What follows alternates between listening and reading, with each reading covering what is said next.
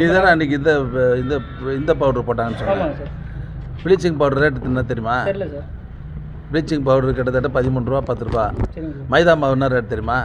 நீ தானே கேள்வி கேட்ட? 40 ரூபா. ப்ளீச்சிங் பவுடர் எவ்வளோ சார் அதனால் மாநகராட்சியில்?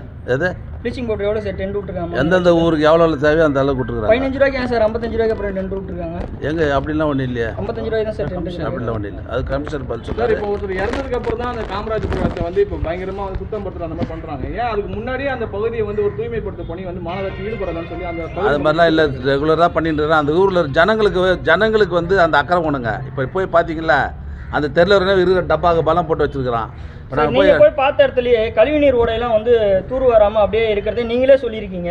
இப்போ மக்கள் மேல குற்றம் சாட்டுறீங்க. அப்ப மாநகராட்சி மேல நாங்க என்ன குற்றம் சாட்டுறோம்? அப்படியே வச்சிருக்காங்க. நீங்க தான் சார் சொல்றீங்க. இப்போ மக்கள் மேலே தப்பு இருக்குது இல்ல? ஆமாங்க சார். இப்போ மாநகராட்சி மேலேயும் அந்த கழிவுநீர் ஓடைகள்லாம் தூர் வராம இருக்குல்ல சார், அதுக்கு என்ன சார் பதில்? நல்ல தூர் வாரி தான் இருக்கிறோம்.